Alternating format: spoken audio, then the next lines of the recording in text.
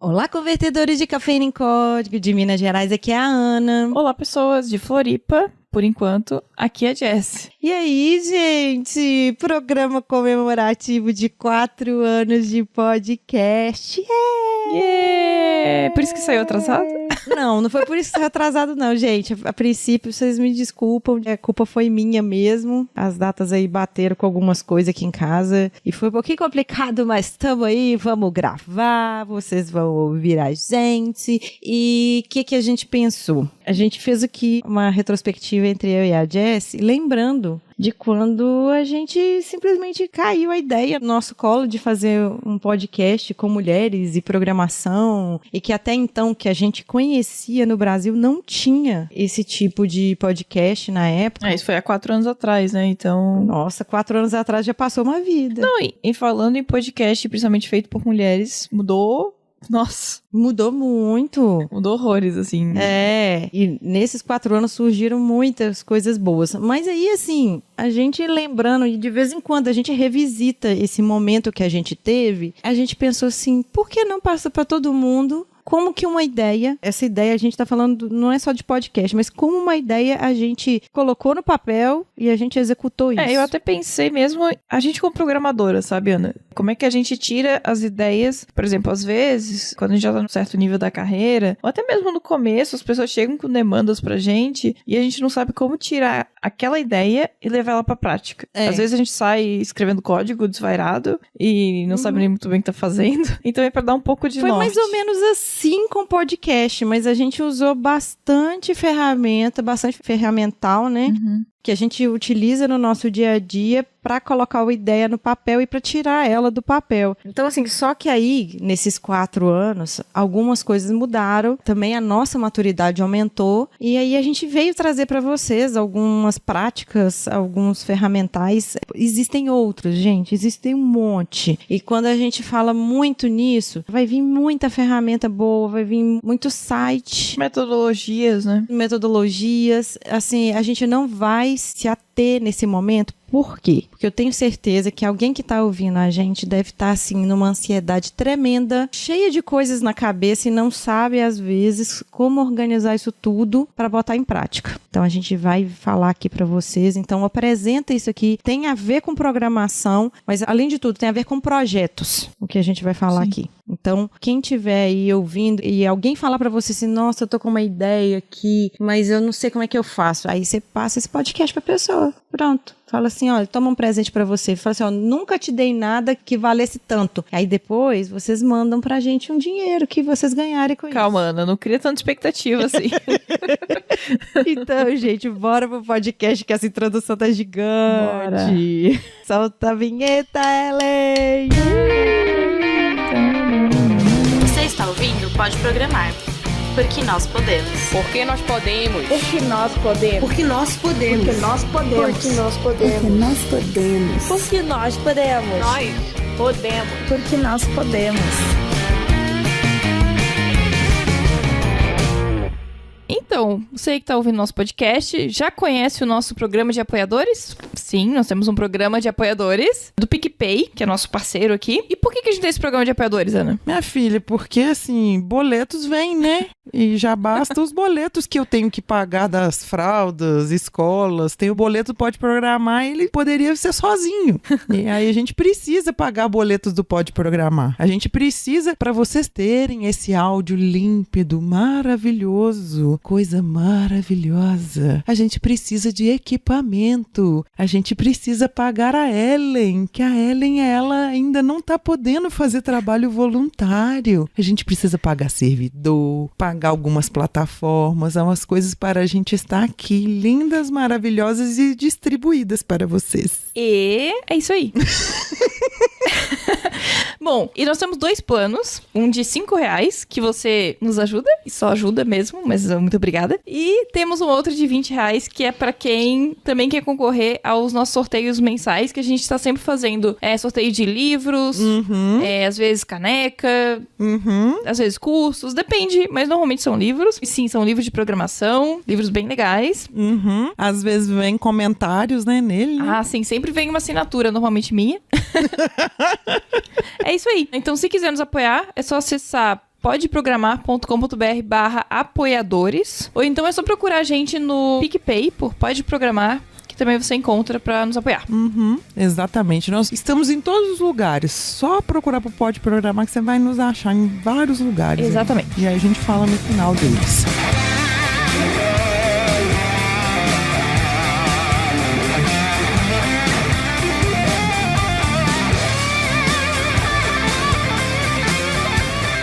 Então, pessoas, voltando aqui, como a gente falou, nesse podcast de 4 anos. Muito lindo, maravilhoso, cheio de garbo e elegância. Cara, sabe o que é mais engraçado? Tem gente aí fazendo o episódio 300. Nós estamos fazendo 81. A gente tá fazendo 81. E é quase a idade espiritual nossa, né?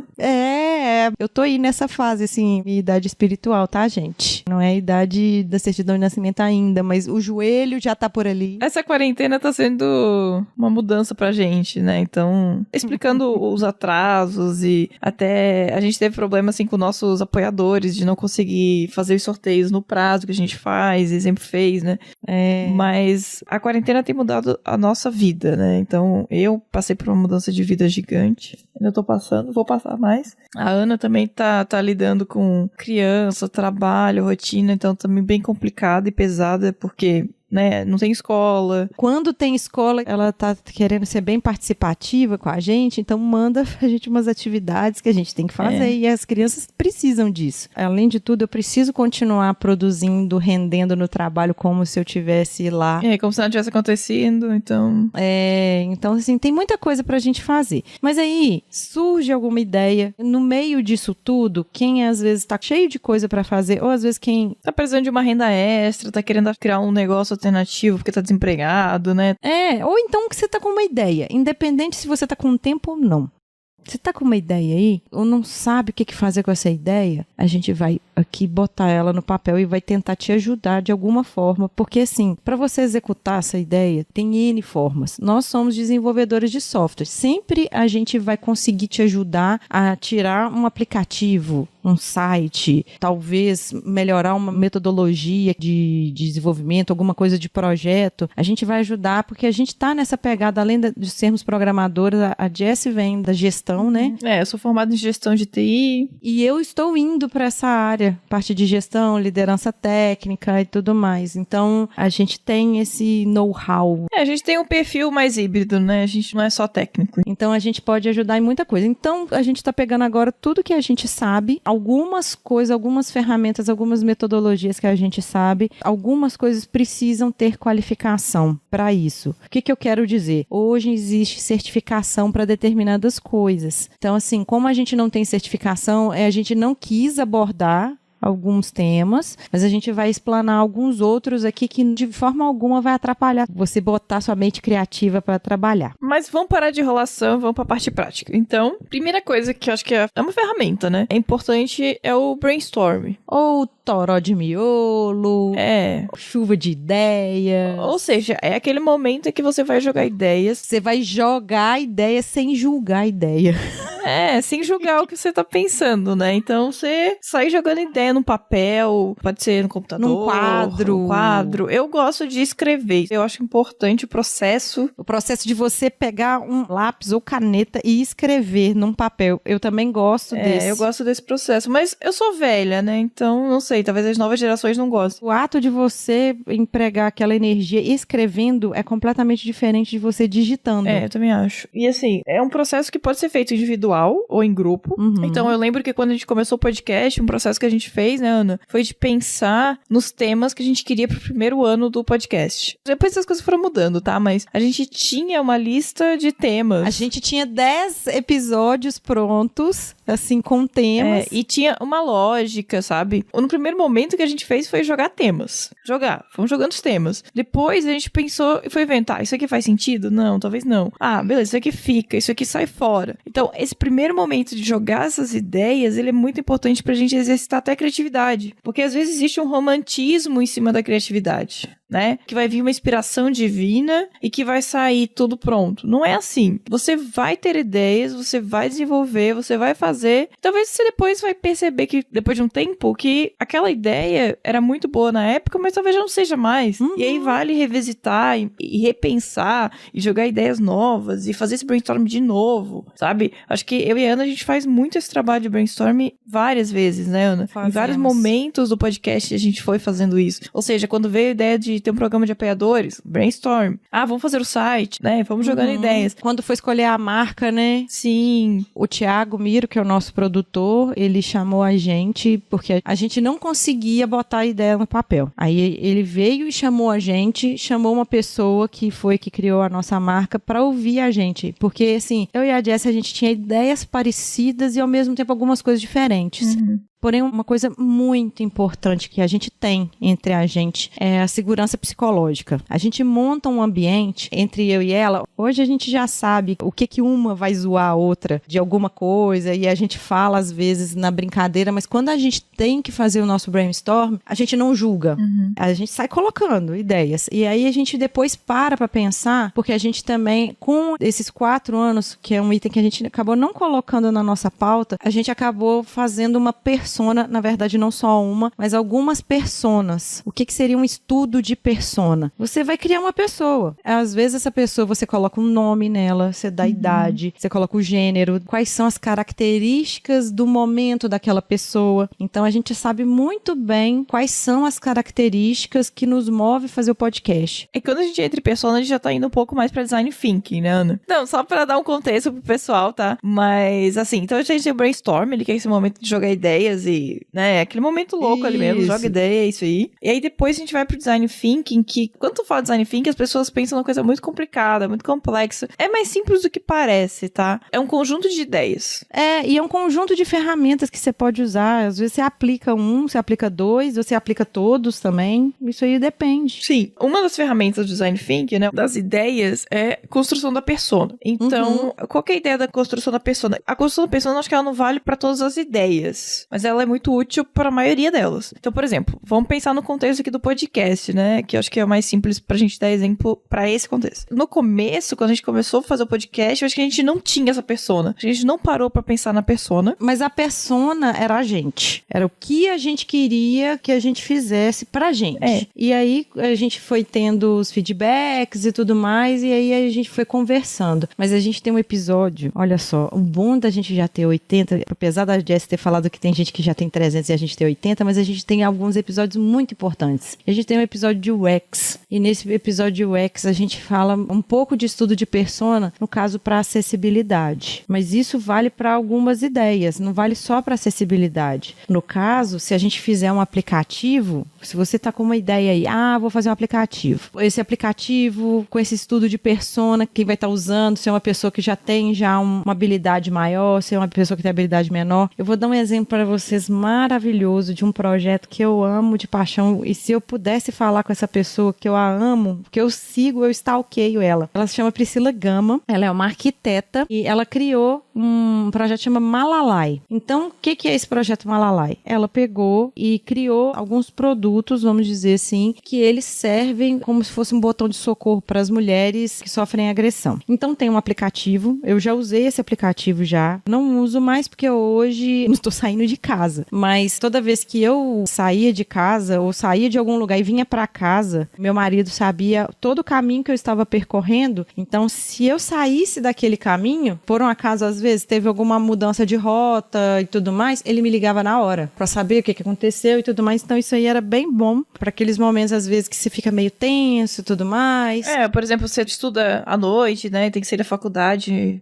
E aí o estudo de persona foi em cima de mulheres. Ela criou uns wearable. Um wearable, gente, é um nome em inglês falando assim, coisas de se usar. Então, ela criou um anel, ela criou um pingente, que é um botão de socorro. Foram coisas que ela foi fazendo brainstorm. Tem um produto que eu achei muito interessante, que era uma ideia que eu e marido tínhamos há muito tempo atrás. Mas a gente não colocava em prática, e a outra pessoa veio e colocou em prática. Um vestível, né? Um wearable, que idosos usam. É igual aquele relógio inteligente. Você consegue ter algumas informações em cima daquilo ali. Não só só de saúde, mas de localização e tudo mais. Mas voltando pra persona.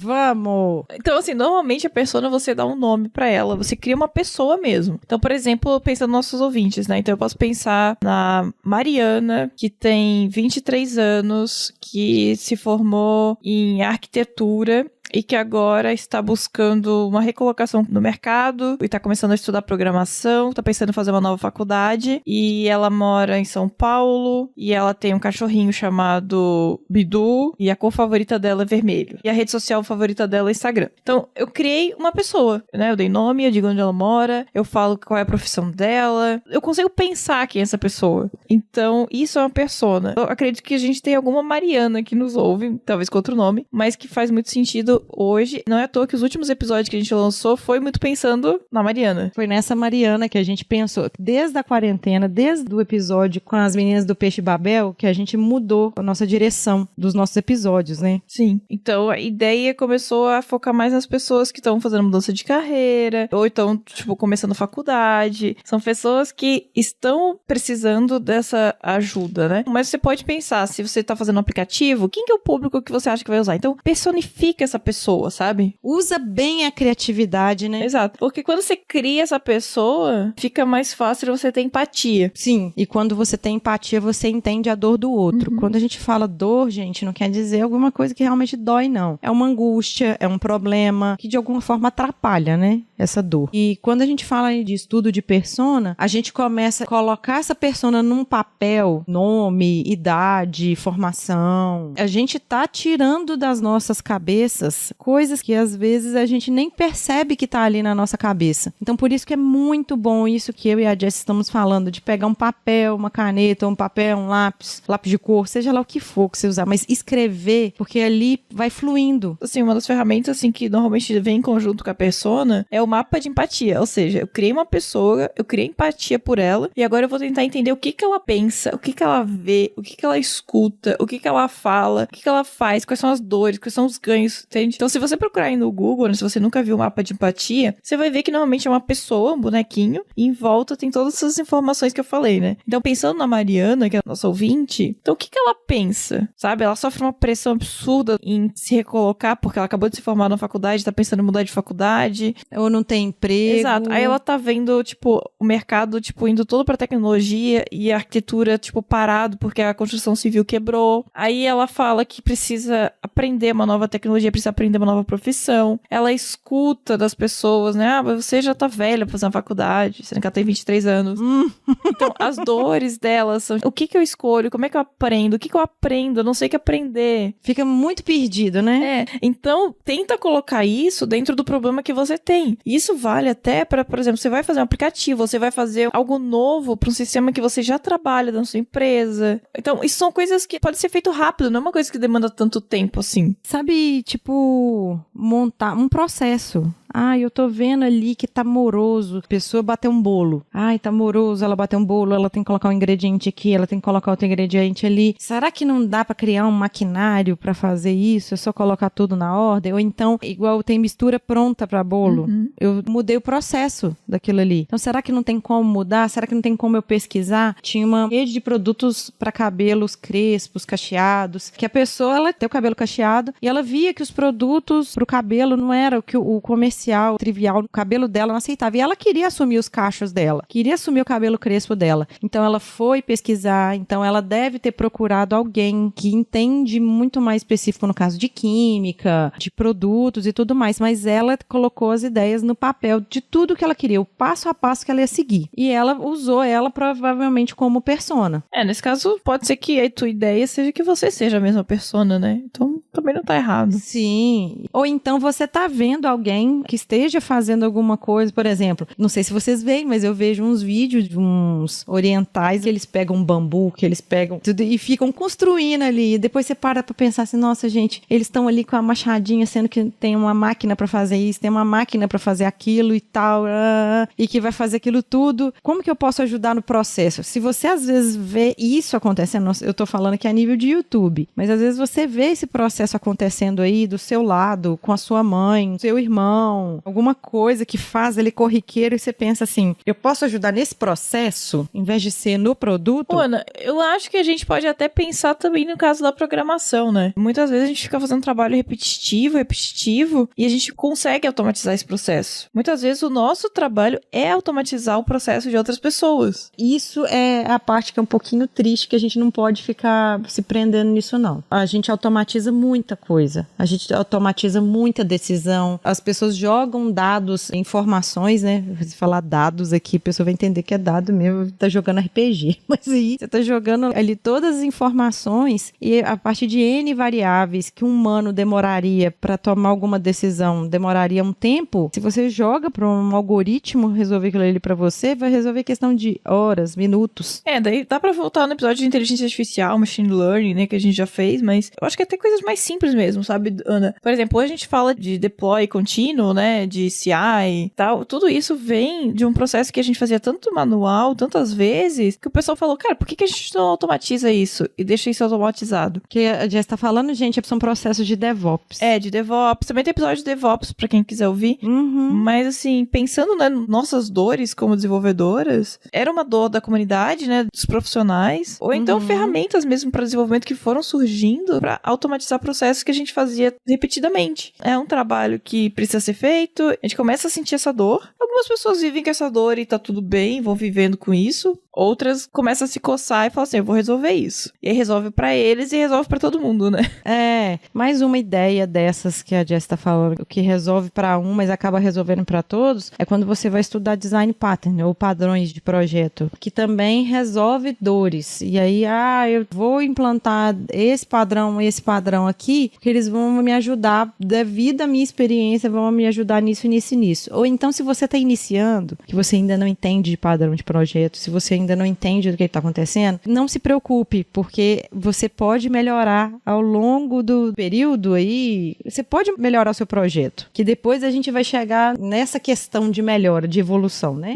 Mas voltando pro design thinking, né, base do que a gente tá falando, então, beleza, a gente foi lá e falou um monte de coisa, mas no final das contas o que a gente quer dizer é o processo de ter essas ideias e colocar no papel. Então a gente falou ali do brainstorm, a gente falou do persona, né, de criar essa pessoa, e a gente falou do mapa de empatia. E aí agora o próximo passo seria o Canvas, normalmente, né? É a terceira etapa do design thinking, né? Que a gente estuda. Primeiro você lança as ideias. Joga tudo, cria persona. E isso tudo você pode fazer isoladamente. E uma hora você precisa organizar. E aí, nessa organização, é onde que você vai ver assim, isso aqui não faz sentido agora. Isso vai fazer sentido depois. Ou isso realmente não faz sentido. Eu tô viajando na maionese. Nesse momento, se você tá fazendo sozinho, beleza, você tá ali de boa com você mesmo. Às vezes nem sempre, né, gente? A gente tá de boa com a gente mesmo, mas é mais fácil. Agora, quando você tá com mais de uma pessoa, quando você vai fazer o Canvas, nesse momento tem que também ter muito espírito ali de colaboração, porque todos os dois vão chegar e falar assim, olha, não faz sentido isso aqui que a gente colocou. Não é que não faz sentido aquilo que você colocou, porque aquilo ali vira um projeto único. Então, não faz sentido aquilo que você colocou, vai fazer sentido depois, não agora. Então, o Canvas, ele é um quadro que geralmente ele pode ser aplicado, ele pode ser personalizado a determinadas situações. Mas ele tem ali um modelo que você cria ali, um modelo de negócio. Isso vai ser bom para quando você tem esses milhões de ideias, e eu vou falar um outro termo aqui, para você criar, tipo assim, eu tô a fim de criar uma ideia disruptiva.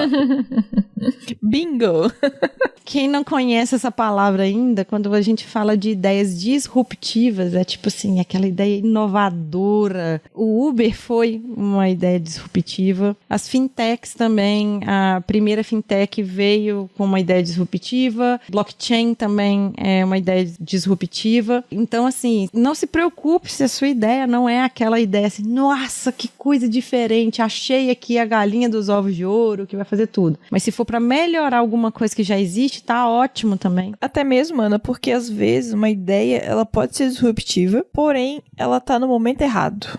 Por exemplo, o Uber, talvez ele só deu certo, né, nesse tempo e espaço exato. Se fosse 15 anos antes, talvez não daria certo. Então, tem vários fatores, né, que uma ideia disruptiva dá certo. Ou às vezes a ideia nem é tão disruptiva assim e dá certo também. Ideias disruptivas, eu acho que elas são minoria. Eu acho que a gente tem ideias muito boas que podem, por exemplo, ajudar uma área de negócio. Então, por exemplo, se você trabalha com a área médica, né, e você tem uma ideia de um sistema, de um aplicativo que vai ajudar um nicho, não necessariamente, isso não é uma ideia disruptiva, sabe? Mas você vai trazer um ganho tão grande para aquela área que é difícil aquela área voltar a viver sem aquilo. Exatamente. Isso é um ponto muito importante quando a gente está pensando assim, nossa, eu preciso acordar com uma ideia inovadora. Primeiro, você não acorda com uma ideia inovadora, gente. Isso aí vai ser 1 em 1 bilhão. Conheço algumas pessoas que estão, sei lá, na 7ª startup. Mas se você for ver que as startups dela, a primeira deve ter sido uma merda. Sim, porque você vai aprendendo. Então, por exemplo, a gente pode dizer que pode programar, nesses 4 anos, a gente passou por várias fases. O que a gente faz hoje, de processo, de tudo, nada tem a ver com o que ele pode programar lá do primeiro episódio. As pessoas que nós nos tornamos não tem relação nenhuma com aquelas pessoas lá. Quer dizer, tem relação, obviamente. Mas eu digo assim, a gente mudou muito. Não, se a gente pensar no ponto, né, pontual, a Ana e a Jess de hoje são totalmente diferentes da Ana e da Jess daquele período, mas a gente precisou passar por todo esse processo. Por exemplo, a gente já foi chamado algumas vezes para a gente ensinar como é que faz podcast, ou como que a gente fez, ou como é que a gente faz o nosso processo. Cada podcast faz de um jeito e a gente tem o nosso. O nosso não é melhor que o dos outros. Mas assim, o que eu quero dizer com isso? Se você tem uma ideia e você quer botar no papel, e como eu falei, essa ideia vai pra qualquer coisa, desde de vender bolo até criar um sistema, tá?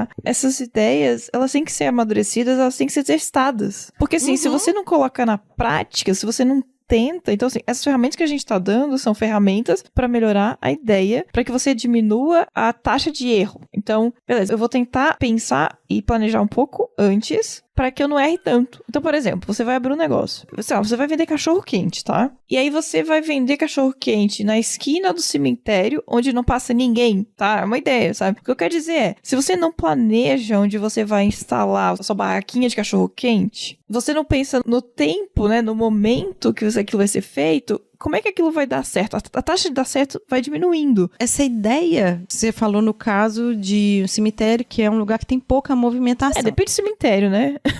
Não, aí vamos supor, em épocas de não pandemia, tá ali bombando o futebol, eu tenho um carrinho de cachorro-quente na frente de um estádio. Só que passa ali milhares de pessoas ao mesmo tempo e você não dá conta. Do jeito que você quis fazer, né? Porque se você planejou, a sua taxa de ter erro, ela diminui um pouco. Então, assim, às vezes tem gente que vai e cria uma ideia. Ah, eu fui mandada embora, eu tô com um dinheiro aqui sobrando, eu vou fazer isso. Porque eu sou muito boa de fazer o meu bolo em casa, eu faço agora eu vou fazer um monte. Eu vou mecanizar o processo. E às vezes o bolo não sai do jeito que era, fica mais do mesmo. Então, assim, qual que é a sua ideia que vai ter o diferencial? Saca? Se tem outro podcast que é feito por mulheres, de programação e de tecnologia e tudo mais, mas o que é que vai fazer de diferente do Pode Programar? Não é concorrência, não é nada. Na verdade, existe espaço para muita coisa aí. A gente só tem que parar de copiar e fazer mais do mesmo. Então, por isso que a gente está dando essas ideias aqui. É porque a gente sempre acha que a nossa ideia é única e a melhor, mas tem um monte de gente com a mesma ideia fazendo a mesma coisa. Então, como é que a gente se diferencia, né?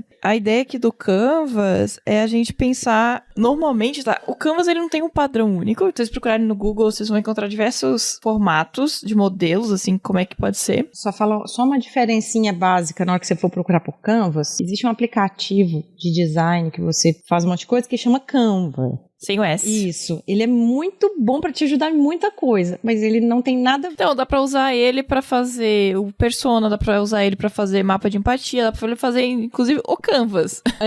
Mas só pra vocês terem uma ideia, na hora que vocês estiverem pesquisando que o Canva é uma coisa, Canvas é outra, tá? E assim, normalmente o Canvas, ele tá mais vinculado à proposta de negócio mesmo. Então, business model, né? Modelo de negócio. Se a ideia que você tem é mais voltada para um negócio, uma coisa mais empreendedora, startup, aplicativo, sabe, vender bolo, né, abrir a barraca de cachorro-quente, ele é bem legal. Agora, se você tá fazendo uma coisa, eu acho que mais interna, por exemplo, um job na empresa, se você tá fazendo uma coisa menor, eu não sei se ele se encaixa tão bem. Eu acho que as etapas anteriores se encaixam melhor. Eu vou te falar que tem um Canvas específico, só que ele ainda tá em inglês, eu até tentei traduzir ele, que é o Canvas do DDD. do Domain Drive Development. Então, ele te ajuda muito. Eu gosto muito de uma partezinha dele. Eu gosto desse Canvas todo. Mas tem uma parte que ele é muito boa quando a gente está desenvolvendo sistemas, que é a questão de nomes. Então, o autor do livro do DDD, ele coloca uma das coisas lá que é a linguagem ubíqua. O que é a linguagem ubíqua? Que eu acho que isso aplica também não só na área de programação. É você saber o que você está falando e aquilo ali ter um único significado nesse seu ecossistema. E aí, por exemplo, eu estou falando aqui, eu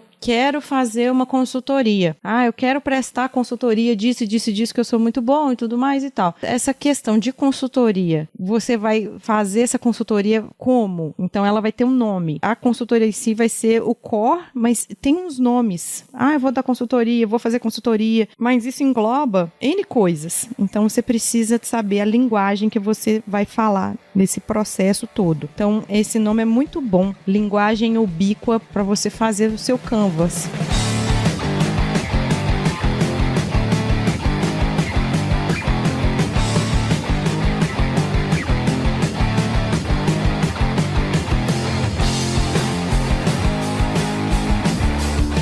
Bom, o próximo ponto aqui, eu acho que, o Canvas aí você tem que escolher o modelo que faz sentido e que pode te ajudar. A partir do Canvas, eu acho que você consegue, de uma forma reduzida, chegar no modelo de negócios. E aí, o modelo de negócio é uma coisa um pouco mais formal, né? Muito formal. Ele é chato de fazer, gente. Mas quando você termina o seu modelo de negócio, você olha pra cara dele e fala assim, será que esse negócio vai vingar? Essa ideia que eu tive? E aí, nesse momento aqui, você não precisou de gastar, às vezes, nenhum centavo pra você saber que a sua ideia não vai vingar nesse momento.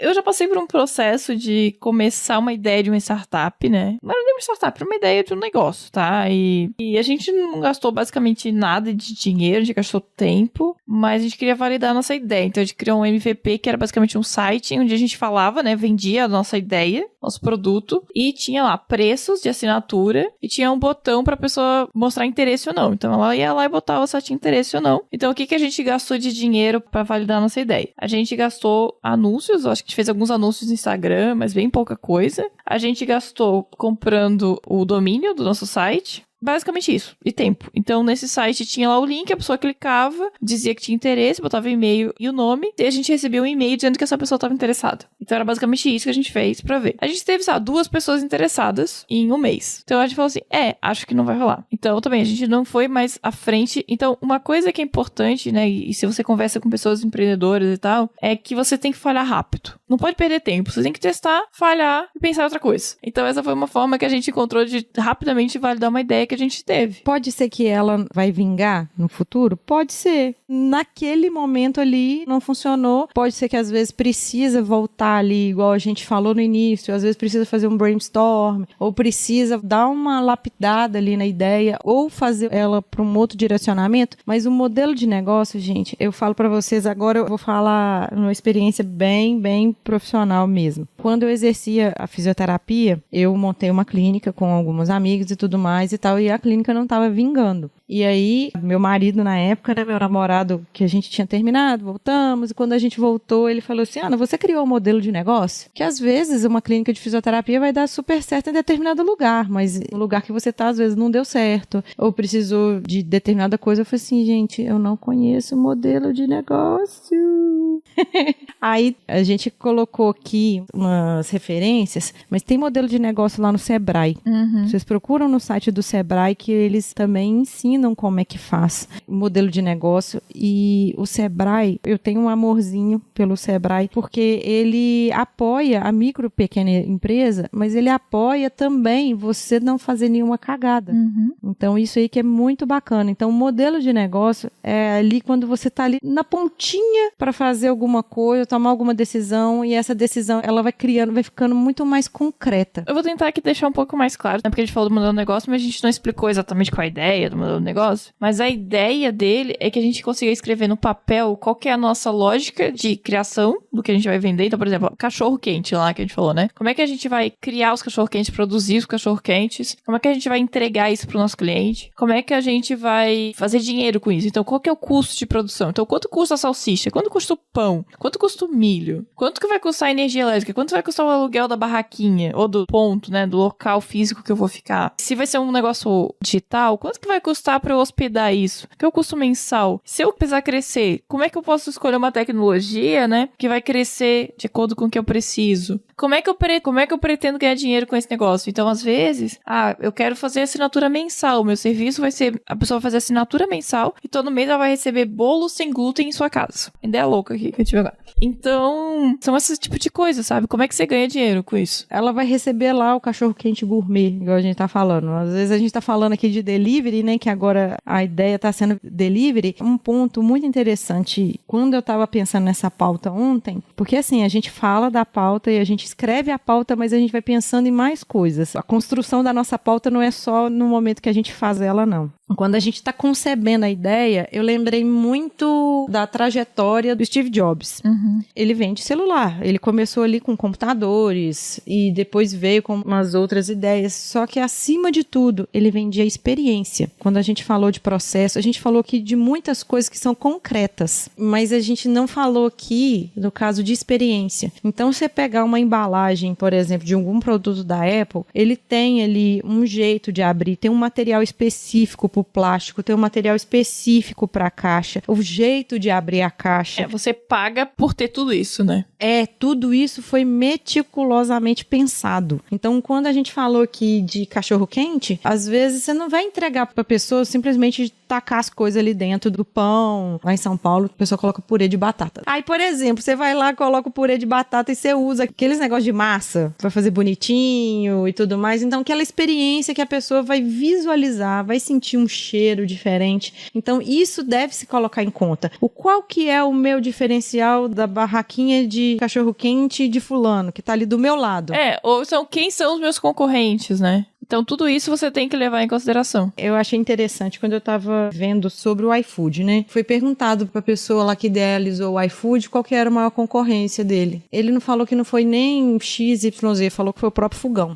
Essa é a maior concorrência deles. Porque pra fazer comida, você vai fazer comida de qualquer jeito. Mas qual que é a experiência? Por exemplo, quando a Jess estava aqui em casa, que você foi comer, você falou assim, nossa, a lista tá gigante aqui no iFood e tudo mais e tal. E aí a Jess acabou pedindo lá um hambúrguer gourmet, um hambúrguer artesanal, né? E aí ele vem embalado num papel específico, ele vem com a embalagem de um jeito e tudo mais. Então isso tudo é experiência. Então o que você for criar, o que você for tirar do seu papel, quando você pensar na persona, pensa muito na experiência que essa persona vai ter. Às vezes a experiência que você quer dar pro seu cliente ele vai pagar o mais barato possível. Também. E aí eu tenho comparação, né? Eu tenho 2 mercados que eu frequento e um deles é um mercado tipo de atacado. Então você compra grande quantidade e você paga barato por isso e eles até escrevem assim, guarde seu próprio carrinho pra, tipo, a gente poder não precisar contratar tanto funcionário e manter o preço baixo, esse tipo de coisa. Já tem um outro mercado que eu vou, que é o mercado, quem conhece Pão de Açúcar em São Paulo e tal, é nesse nível, assim, acho que até mais. E ele é muito, muito bom. Então, tipo, você vai ter uma experiência de, tipo, vem uma pessoa no carro e pega teu carrinho, que você acabou de guardar as compras. Ele aparece magicamente e leva seu carrinho, sabe?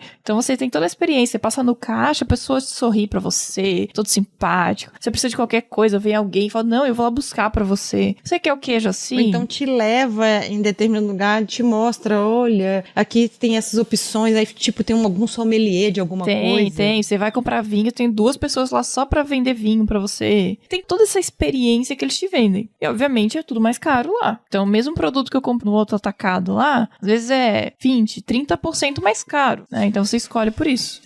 Quando você faz esse plano de negócio, você tem que pensar nisso também. Então, tipo, eu quero vender bolo sem glúten para pessoas que são celíacas, mas que têm mais dinheiro e eu vou vender mais caro pra ela e aí eu vou aumentar a experiência dela, sabe? Vai melhorar a qualidade de produto, vai pegar produto selecionado e tudo mais. Ou às vezes você tá querendo mesmo, no seu plano de negócio ali, você colocou que você quer deixar mais acessível para as pessoas produtos sem glúten. Então, às vezes, você vai tentar baratear ao máximo. É isso que você tem que ver, o que você quer fazer e pelo menos você vai ter um direcionamento. O modelo de negócio, ele vai te dar todo um direcionamento e você vai planejar ali passo a passo, meses à frente, como que vai ser a evolução do seu produto, da sua metodologia, tecnologia, o que for.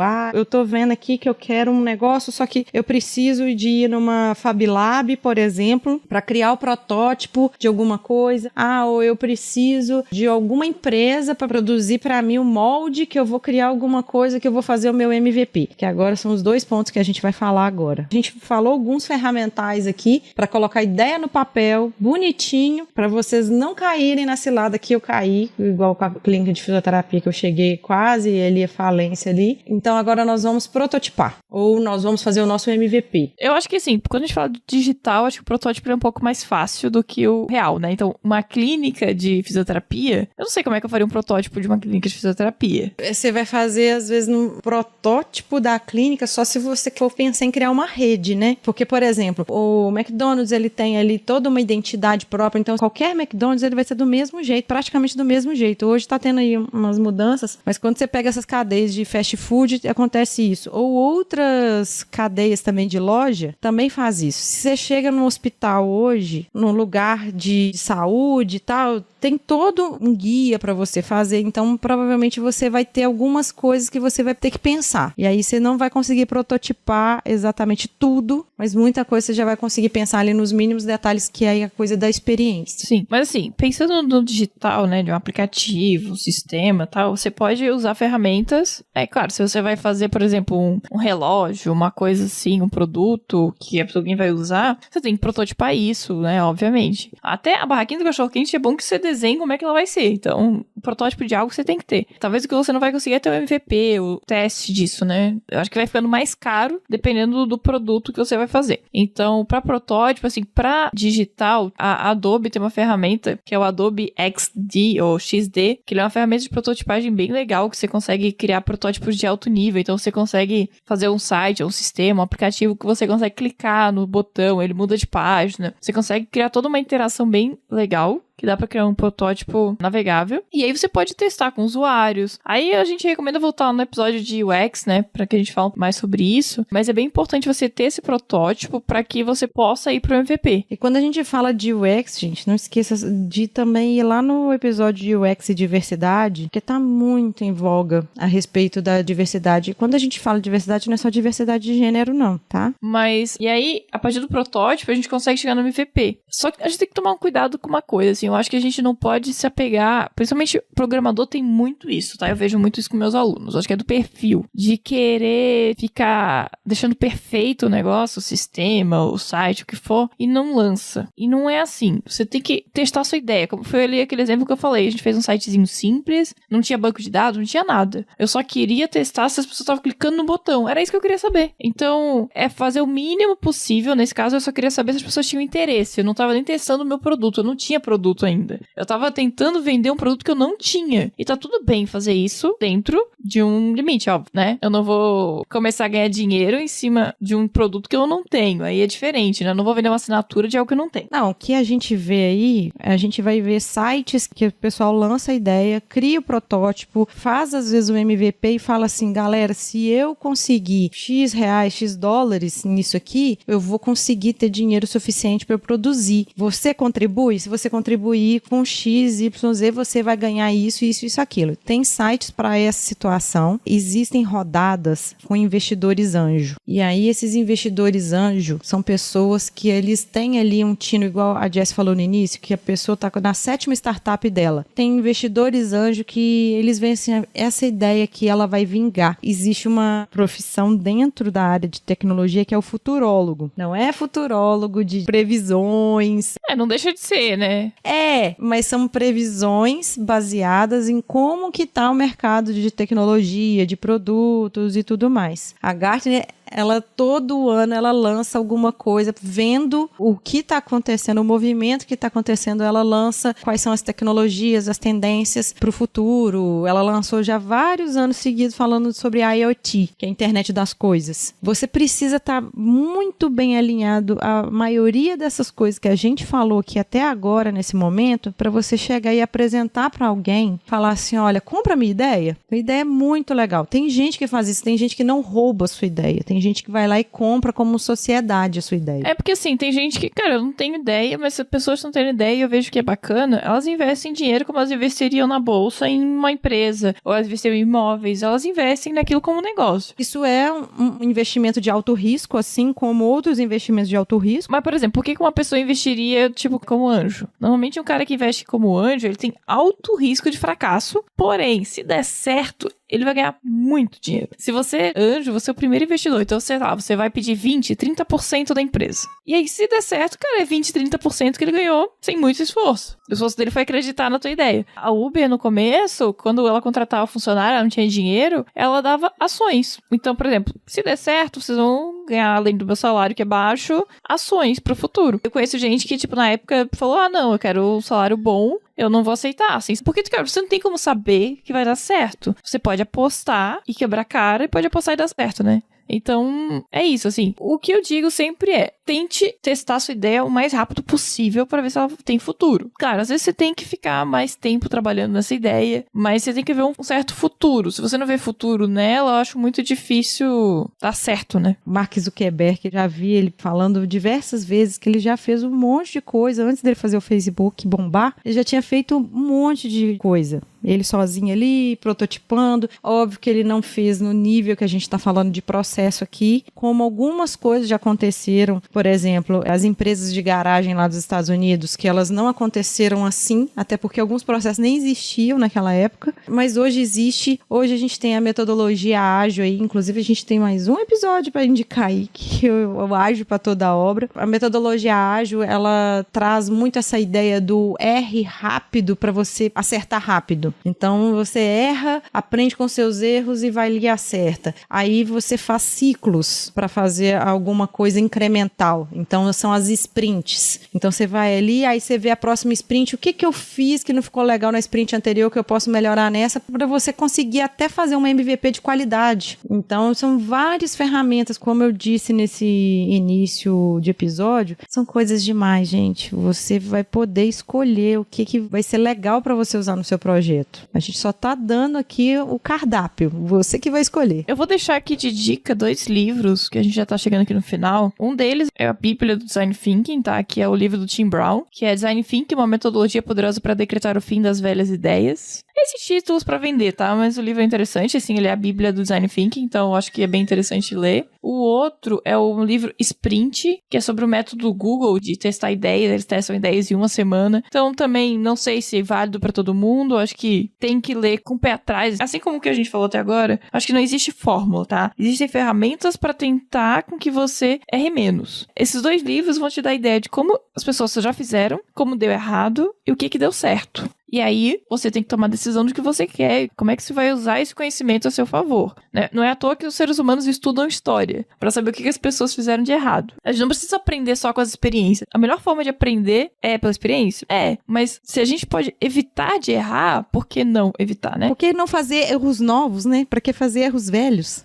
Cometa novos erros, não cometa os velhos. E aí, tem livros de administração, tem vários livros, metodologias ágeis, então tem muita coisa. E estão surgindo mais outras metodologias, processos, ferramentais. Então, gente, nesse período que nós estamos, a gente está passando algumas coisas. Daqui um ano, podemos ter outras coisas, podemos refazer esse episódio com mais algumas dicas. Mas agora, a gente está aqui passando para você que está aí com uma ideia, está com um tempinho para colocá-la no papel e depois, em algum momento, você vai tirar do papel, ou então você vai chamar uma galera para te ajudar a tirar do papel, começa agora. Agora é o melhor momento para você começar a tirar suas ideias da cabeça. Eu queria deixar uma dica final que eu já participei, não sei se vocês conhecem, é um projeto chamado Startup Weekend. Tem, acho que em diversas cidades do Brasil e diversos temas. Eu já participei como mentora de um Startup Weekend voltado para questões ambiental e socioeconômicas. Era bem interessante, mas tem voltados para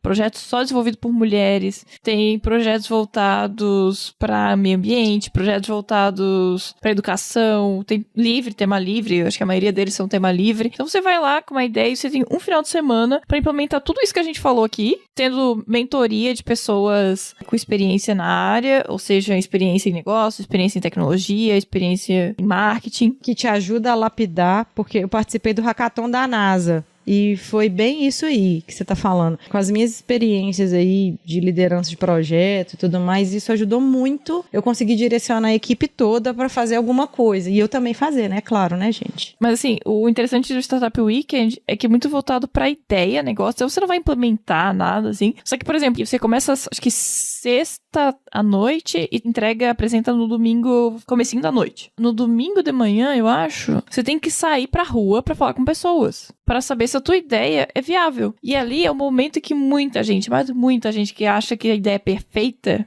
volta, tipo, cara, ninguém quer minha ideia. Nossa. Ninguém tá interessado nisso. É mais ou menos o que você fez. Você queria validar sua ideia lá com o site lá. Foi mais ou menos Foi isso. Só que lá a gente faz as pessoas irem pra rua e conversar com as pessoas. Será que alguém de fato se interessa com aquilo? E assim, não são eventos tão caros, tá? Às vezes tem, tá, de graça pra estudante. Pesquisa nas redes sociais, fica de olho quando é que vai acontecer. Não sei se tá acontecendo agora porque talvez seja só remoto, então não sei como é que tá, mas é bem interessante, tá? Acho que vale a pena ir pra testar. E uma coisa que a gente fala direto no Startup Weekend é: não se apaixone pela ideia. Nunca se apaixone pela ideia. Não. Isso eu acho que é mais importante. Porque depois você descobrir que ela não tá assim, legal, depois você vai ficar muito frustrado. E você fica frustrado e você perde. E a ideia é você não ficar frustrado e sempre buscar uma ideia. É sempre o fracasso, um dia vai te levar ao sucesso. E quando a gente tá falando aqui de ideias botar no papel, gente, crie um ambiente seguro, psicológico pra você. Crie esse ambiente, crie essa segurança de você poder se expressar, se for sozinho, se for com alguém, ou se for com alguém conhecido, ou alguém que você não conhece. Tenta buscar isso, porque quando você tira as ideias do papel, quando você tá ali plenamente criativo, é aí que as ideias desembolam, desenrolam, mesmo que ela não dê certo, mas você vai conseguir botar ela pra frente. E eu acho que você tem que pensar em chegar até o final, chegar do outro lado. Mesmo que do outro lado você vê assim, não vai dar certo. Mas tente chegar do outro lado. E eu acho que também consumir, né, Ana? Consumir muita ideia. Por exemplo, o Bill Gates lança todo ano um livro lá dos livros mais importantes que ele achou do ano.